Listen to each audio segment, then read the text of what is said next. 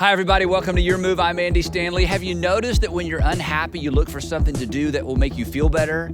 And have you noticed that oftentimes you look back on that thing that made you feel better and realize that it didn't make you happy? It's very strange, isn't it? Stick around and we'll talk about it right here on Your Move.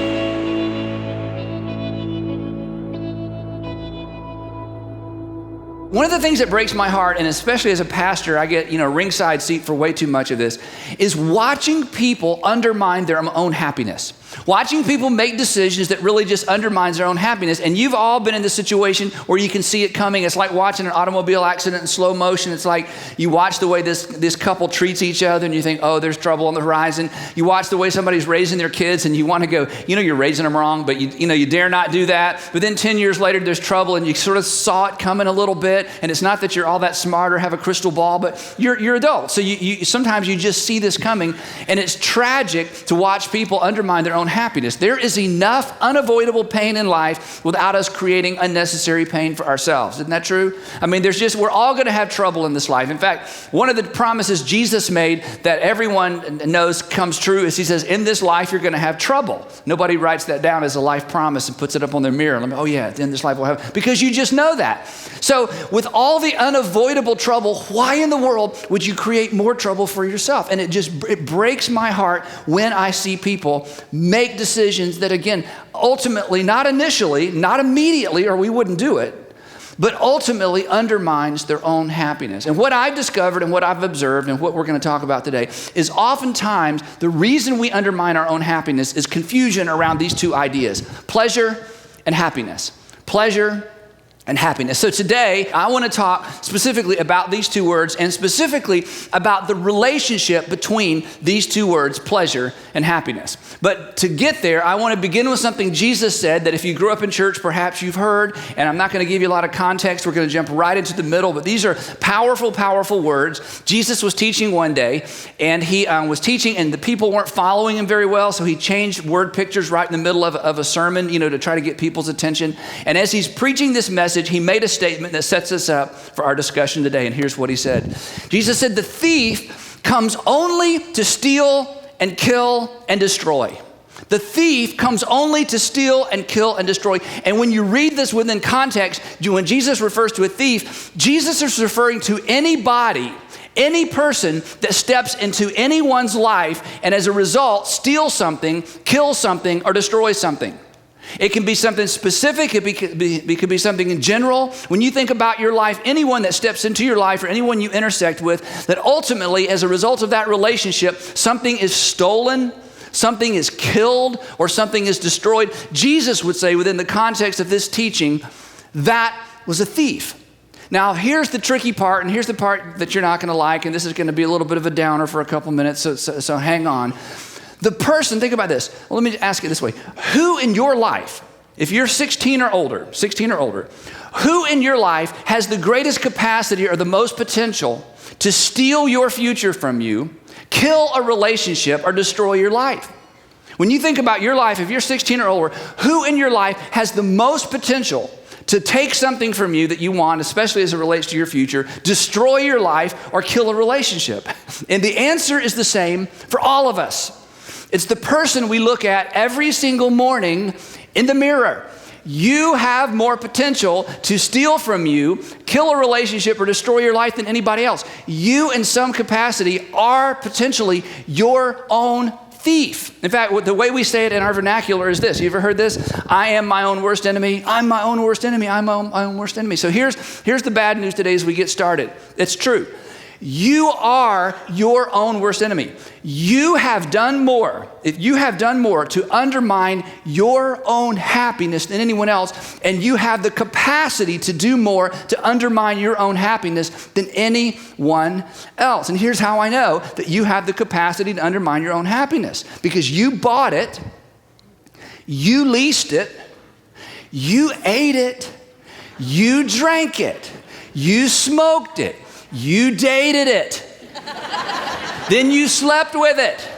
And some of you married it, okay? So you did this to yourself, okay? And when you think back, when you think about unhappiness, you were there for all of that stuff. You are the common denominator in every single event of your life. And as much as we want to blame other people for our unhappiness, the truth is we are our own worst enemy.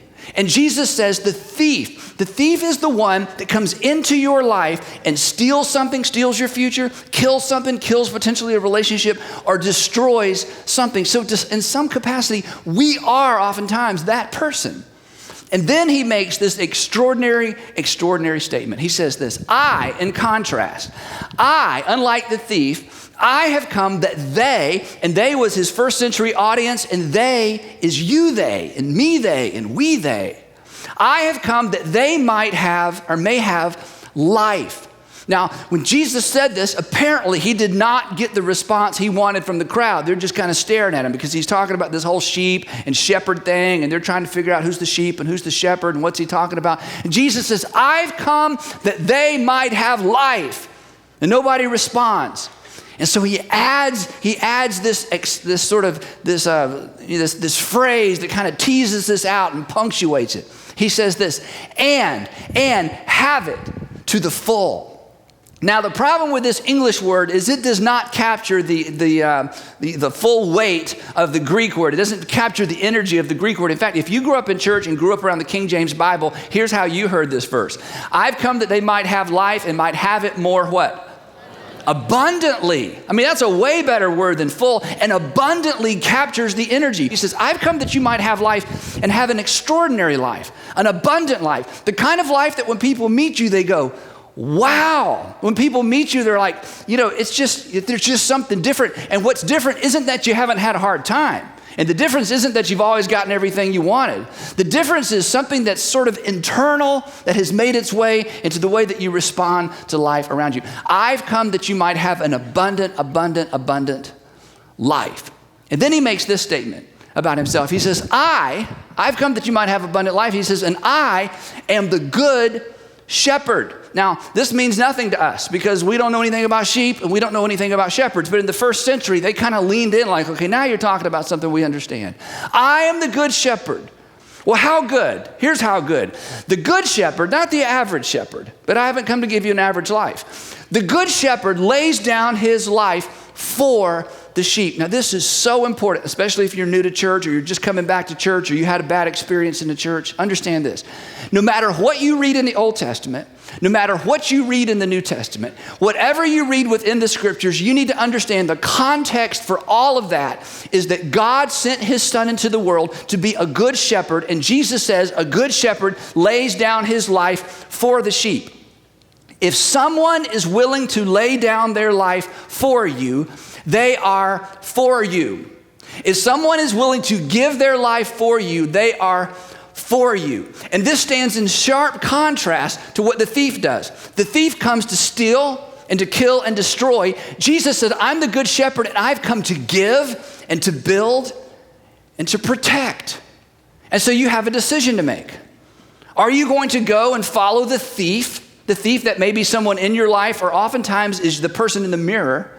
Or are you willing and am I willing to decide that Jesus really is a good shepherd and I'm going to follow a good shepherd who is for me? Now, the problem with this is that in this passage, Jesus compares you to sheep. And sheep are not all that smart. In fact, some people say sheep are stupid. And so this is offensive. But you shouldn't be offended. And here's why. Because as I said earlier, you bought it, you leased it, right? You ate it, you drank it, you smoked it, you dated it, and you're glad there isn't room for more things on this screen because of all the dumb things you've done. You oftentimes are your own worst enemy. And Jesus says, all I'm saying is this, I'm a good shepherd. And as offensive as it may be to think of you as a sheep, I'm asking you to follow me. Now, here's the thing. At times, you're your own worst enemy, but you're not your only enemy. And for those of you who are Christians, you understand this. For those of you who are new or considering Christianity, when you open the New Testament, it's so interesting. The authors of the New Testament personify this word right here, sin. They treat sin as if it's an entity or a power.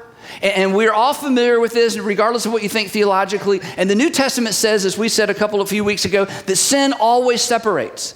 You can define sin in an Old Testament way, a New Testament way, or you can make up your own definition of sin, which is simply bad things or when people do bad things or hurt other people. However you define sin, at the end of the day, sin always separates. We said sin separates us from God, sin separates us from ourselves, and sin separates us from others. The reason you're having trouble relationally is because somebody did something you think is wrong, or you did something they think is wrong. Sin always separates. Sin separates us from ourselves. This is why you have said, or you have thought, or you have heard, I can't live with myself. I can't live with myself. If I ever did that, I would not be able to live with myself. What is that? It's like even internally, there's a separation when we do certain things.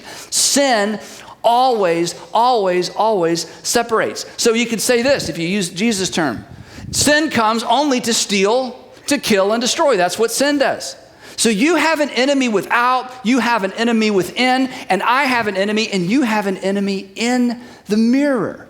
And consequently, if something doesn't change, and if we're not careful, we undermine our own happiness. We undermine our own happiness. Now, the thing is, we know this. In fact, so far, I haven't told you anything you don't know. Nobody's like, that's unbelievable. I undermine my, I had no idea. It's like all you're doing is thinking of illustrations. Why is it that we do the same dumb things over and over and over like a bunch of sheep?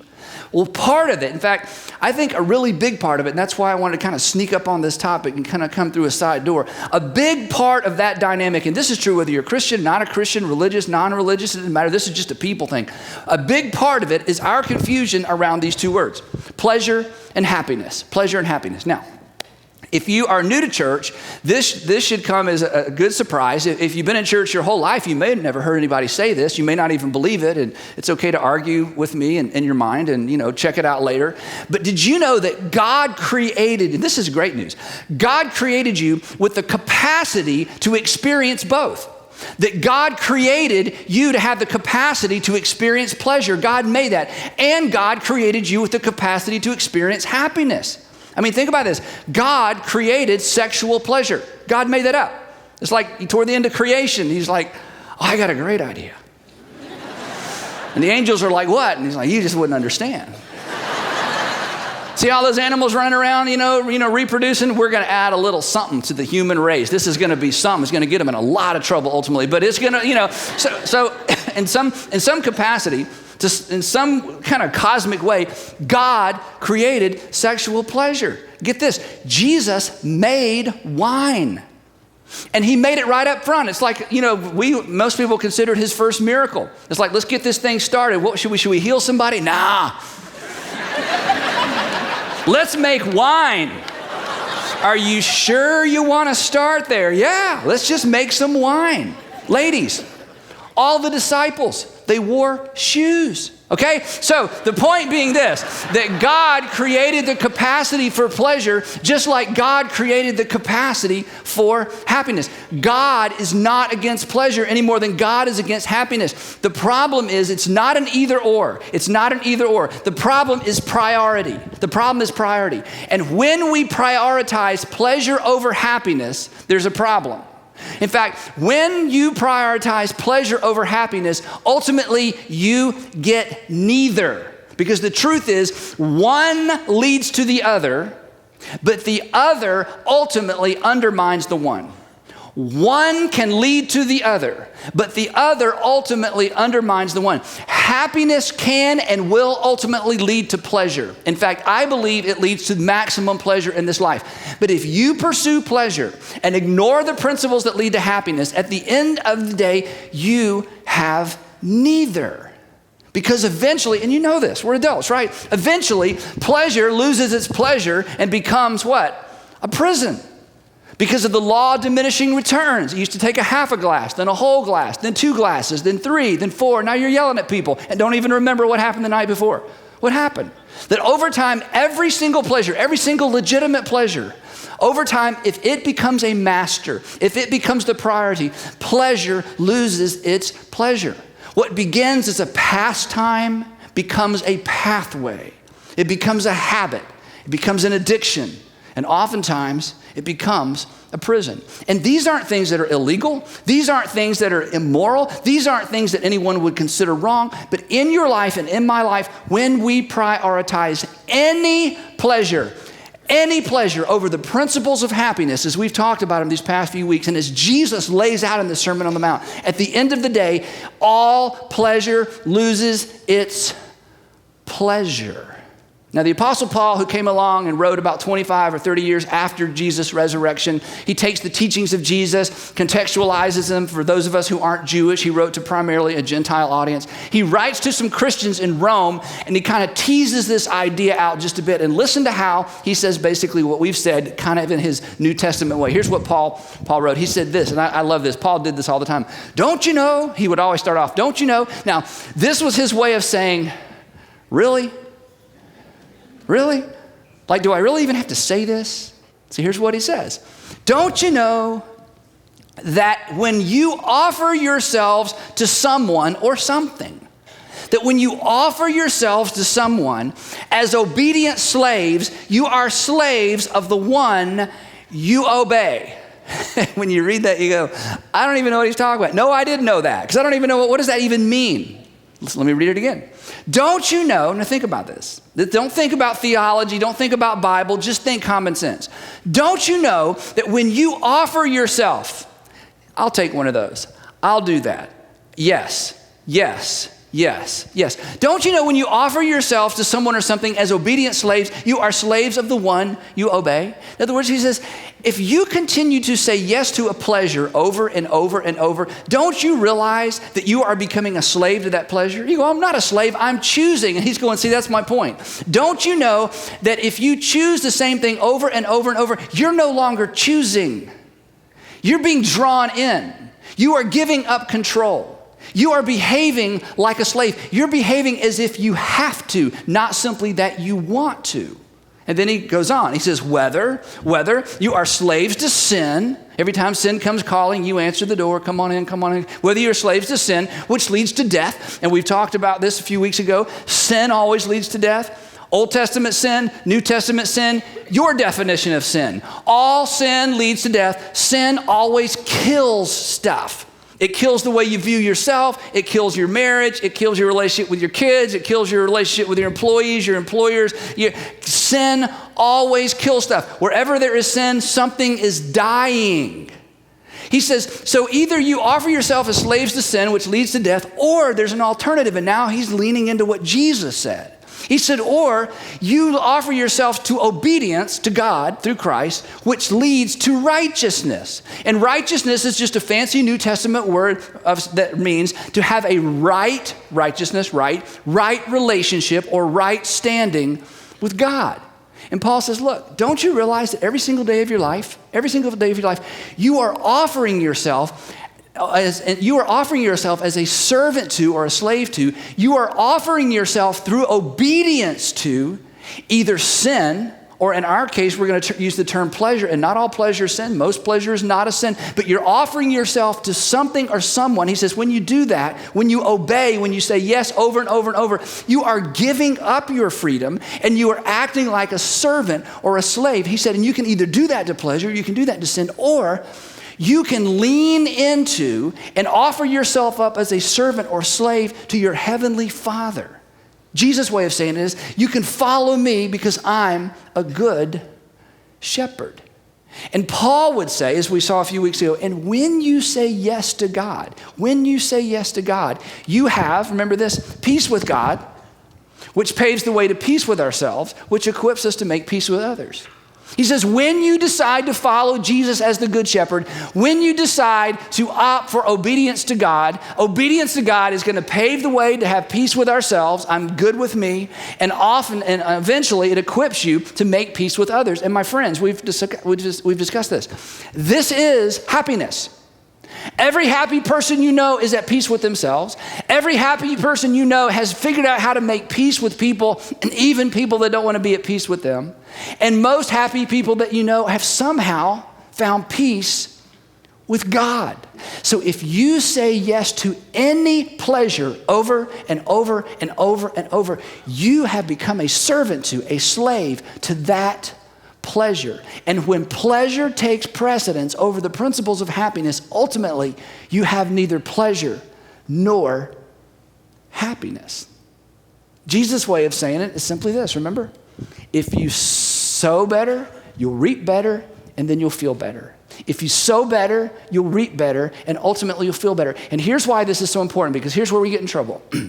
We get in trouble when we're unhappy, and when we're feeling unhappy, we immediately want to do something that makes us feel better. Isn't that how we get in trouble? I'm unhappy, so I'm going to go shopping.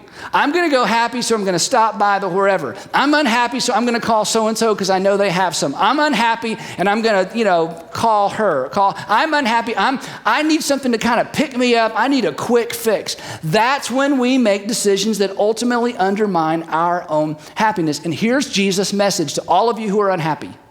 He says there is no quick fix to happiness. You sow and you reap your way there. Happiness is not immediately accessible. But as long as you are saying yes to pleasure over and over and over to somehow be a quick fix for your lack of happiness, ultimately you undermine your own happiness because you become a slave, a servant to the one to whom you give obedience. And so Jesus says, sow better, reap better. And ultimately, not immediately, not this afternoon, not tomorrow by 5, but ultimately you will feel better. But if your response to unhappiness is, I've got to do something right now to feel better, ultimately you're undermining your own happiness. And you already know that, don't you? Because every single one of us in this room, including me, we know what we know the thing we reach for to give us that quick fix when we're not feeling happy. And every time you obey that inclination, Paul says, you are acting like a slave or a servant to something that ultimately undermines your own happiness. This is why you hear us say from time to time that following Jesus will make your life better. And following Jesus will make you better at life. That following Jesus who says, I'm the good shepherd, you can trust me, follow me. Following Jesus will make your life better, and ultimately, following Jesus will make you better at life. But it's not instant. It's not a quick fix. It's sowing and sowing and sowing and sowing and ultimately reaping. So, I've got to ask you kind of a tough probing question, okay? And when I ask you this question, here's what I want you to do, okay? Don't argue, okay? I'm going to ask you a question, but nobody can read your mind.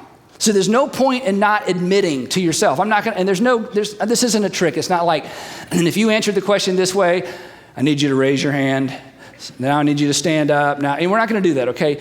I just want you, no matter what you're religious, you're not religious at all, or you may be like me, where you're basically born in the church, you've been in church your whole life. Here's the thing.